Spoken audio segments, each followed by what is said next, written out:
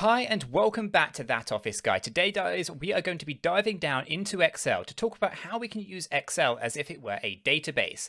We're going to be taking a look at Excel tables and the kind of functions and formulas that you would use if it were set up as a database. Guys, as we get into this, if you find it useful and informative, hit that like button. I really do appreciate that. If you happen to be new to the channel, then why not go ahead and subscribe? Tap that bell, select all notifications, and in doing so, you'll be kept up to date with absolutely everything that we do here at That Office Guy.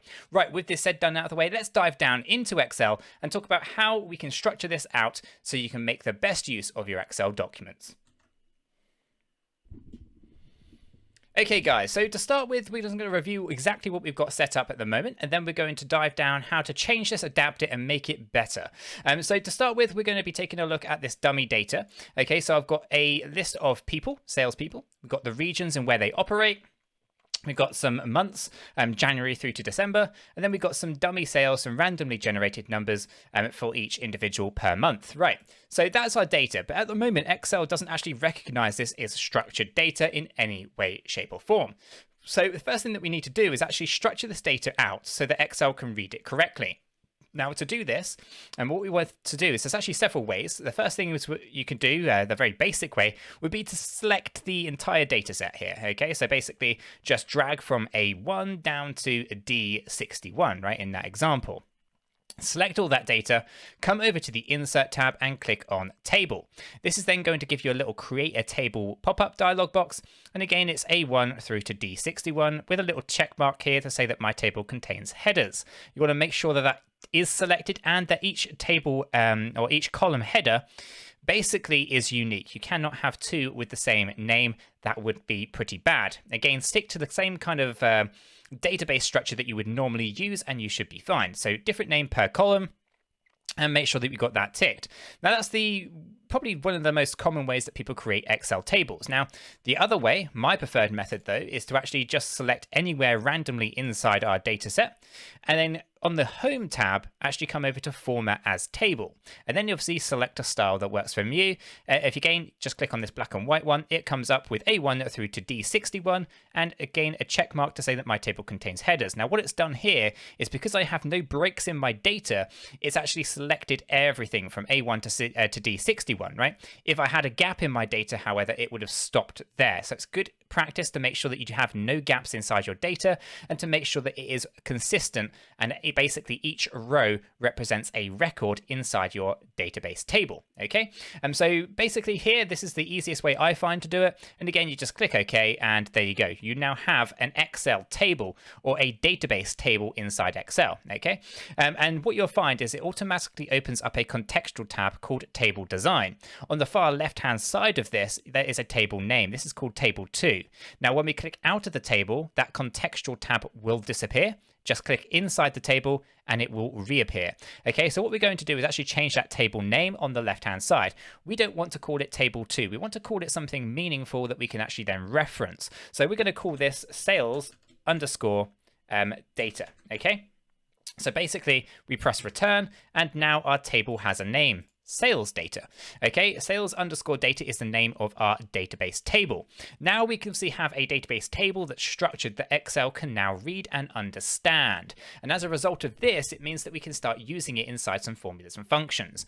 So you can, of course, use a sum function. For example, if I just do a quick sum here, we open this up with a bracket. I actually put the equal sign in first. That would be useful, wouldn't it? Equals sum. Okay, and we're going to basically summarize the sales data inside this table. Now you'll see how here the formulas automatically says that sales underscore data is the table and sales is the field that we're going to summarize. I press return on that and we have the sum of all of those sales inside the table, database table, right? So really, really straightforward, and it's easy to read when you actually have things set out and structured in a way like this. This makes it easier for Excel to understand exactly what is going on.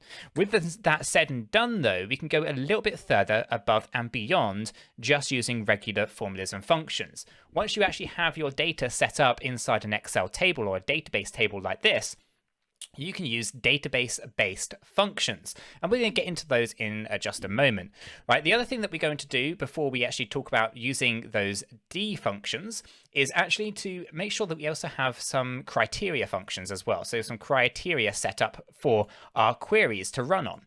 So as you can see here, I have the same headers copied over from the left-hand side, our sales data table, right? And what we're going to do is we're just going to copy these out because it's important that they match exactly the same as our database table, okay?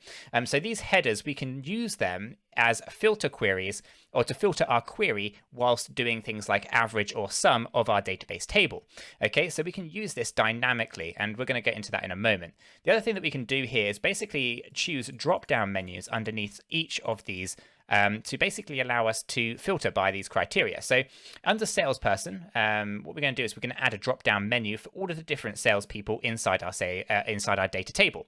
Okay, so I've actually created a new tab called lookups.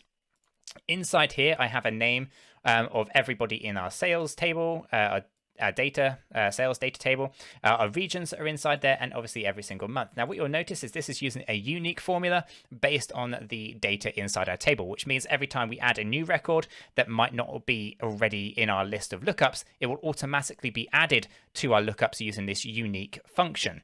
Okay, so I'm not going to go into that in details on this particular video, but do reference it, do use it. It's incredibly useful for these particular kind of jobs. So what we're going to do is we're going to come over to our salesperson. We're going to come to the cell directly beneath it, and we're going to go to the insert tab. From here, actually no, I'm going to go to the data tab, sorry, and then we're going to come over to the data verification. We're going to come here, we're going to use this dialog box, we're going to select list from our allow drop-down menu. We're going to click on the source, we're going to come and then click on our lookups table.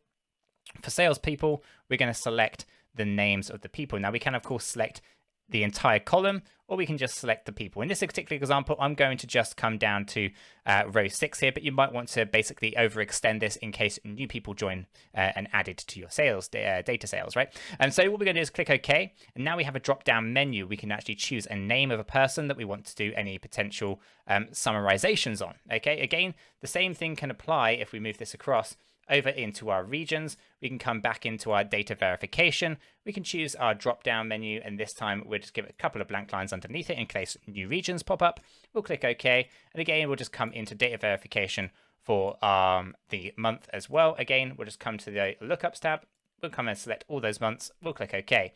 So now we have drop-down menus underneath our headers here that we can use inside our queries. Okay, so to summarize, before we actually start talking about these database functions, what have we done so far? Well, we've actually transformed our original data dump into an Excel table or a database table. This means that we can use this information in a structured way in Excel. That might be that we can use this for these database functions, these D functions, or whether or not we use it in Power Query, Power Automate, Power BI, whatever else you might want to do it with, use the particular data set for in the future, right? But in this video, we're going to keep it simple. We're just going to look at the database functions that Excel gives you access to and how you can use these using a database table or an Excel table like what we've set up here.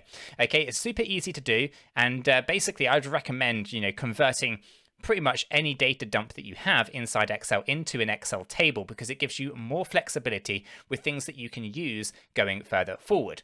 Okay, so with that said, done, let's jump down into the functions, okay?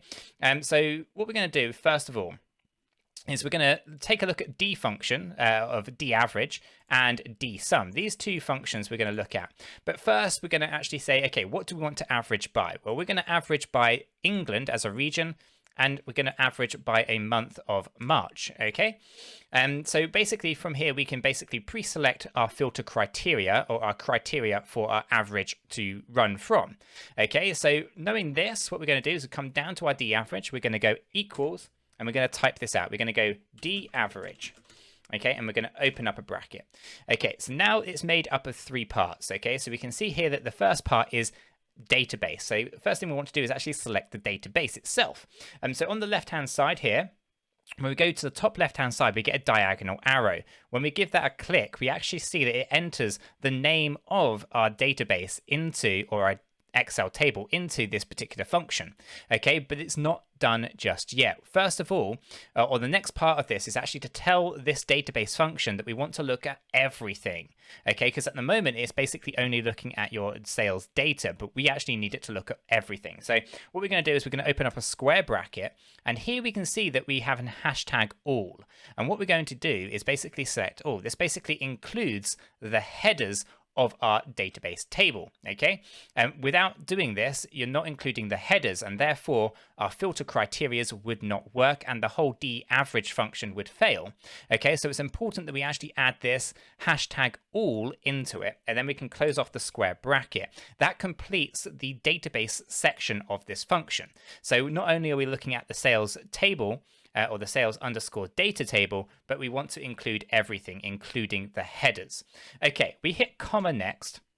And the comma then wants us to put in the field. Now, a lot of people might make mistakes here as well. They might actually come up to the sales, which is the part that we actually want to run the average on, and choose the data that sits inside the sales table. But the same problem also happens here. Ultimately, we need to include that header. So this is not going to work. So we have to remove this. And we also... The other way that people tend to fail or make a mistake here is they select the entire column, D to D in this example. Again, that's not what will work because we need to include the actual structure of the table itself, which we're not going to get from that particular method. Instead, what we want to do is even simpler, and that is click the actual header name itself. And in that case, you get sales underscore data. We're going to filter it down to just the headers, and the header that we're looking for is sales. So basically, this is what we're doing so far is we're averaging the table itself, which is sales underscore data hashtag everything. That's all your data and your headers. So the entire table, we're going to take that entire table, and then we're going to look at averaging the header of sales. So all the data that sits inside the sales header. Okay, and that's the way I would personally do it. You can, of course, actually go simpler than that and actually put in a number 4. The number 4 represents the fourth column, like a VLOOKUP, right? Basically, 1, 2, 3, 4. The fourth column is the sales column, so we can actually go ahead and use the fourth column or the number 4 as a reference point for that particular column inside the table that we want to average. Again, not the best because it's not dynamic. If you add a column at the front, it's going to knock it all out of sync. Not the best way. The other thing that you can do, again, wouldn't recommend it, is actually typing out the header name itself, which would be sales. Personally, it's just simpler to actually go ahead and click on the header of the field that you actually want to average. Okay, so in this case, we clicked on the name sales, and it pops up with sales underscore data hashtag headers, sales as the header, and then it closes all that off with the square brackets. We hit comma again. This is where we get the filter criteria, or the criteria for the average function itself. And in this case, what we want to do is actually highlight the headers that we have over on our mini table and the 2 drop-down menus that we had selected below. So H1 to I2. Okay, with that being done, we can actually close the parentheses off, press return, and we get the result of 5,274.333. Okay, so basically we can now come in here and change any of these drop-down menus to be in, let's filter by the region of England and June. What was the average of that time period? And we have that as 2,689.3. Okay, likewise, if we want to change from England to Wales, we can do that and it will automatically pick that up. Likewise, Scotland or back to England. So really, really simple way to basically create really dynamic averages or sums based on a structured data set inside Excel. And again, like I said earlier in the video, you can then use this to your advantage when you actually start talking about Power Automate, Power BI, Power Query. Because when it's structured correctly like this, you're going to get the maximum use out of Excel. So, right, let's take a look at the next function, which is probably the most common one. We'll again use the same summarization up here. But what we're going to do is we are going to basically do a sum function, or a dsum function, rather than a d-average. Okay, so we're going to equals, and we're going to go dsum, open up a bracket. So the straight away it's made of 3 parts again: the database, the field, and then the criteria. So over onto the database side, we're going to go ahead, find that diagonal arrow, we'll give that a click, And then what we're going to do is open up the square brackets and we're going to go with hashtag all. We're going to just double click that one, close off the square brackets, and you'll see how it goes blue. That means it's accepted everything inside the data table. We'll hit comma. We're going to select again, we're going to summarize by the sales. So we're going to click on the header of sales. We're going to hit comma, and our criteria is again the headers and the two drop down menus of selection here between H and I, 1 and 2. And we're going to go ahead and press return, and there we go. We now have the sum of England for the month of June. If we go ahead and actually change that to August, again, we get the sum and we get the average of that particular region and that particular month. Guys, it's super easy once you actually get used to it, but you do have to make sure that you actually are structuring your data correctly. No gaps inside your data. Every column has a unique header name. And of course, that you get used to writing out those formulas with hashtag all and hashtag headers. And once you start to do this correctly, after a period of time, it becomes second nature, and your formulas and functions will become so much easier over time. And again, then once you've done this, you'll be able to level up, go into Power Query, go into Power BI, go into Power Automate, and actually start to make your data work for you rather than you working for your data. Guys, as we've gone through this, we've been through a fair bit of detail. Hopefully you have found it useful and informative. If you have, hit the like button. I really do appreciate that. If you happen to be new to the channel, why not go ahead and subscribe? Tap that bell, select all notifications, and in doing so, you will be kept up to date with everything that we do here at That Office Guy. With this said, done, and out of the way, I hope everyone has a fantastic day, and I'll catch you all in the next one.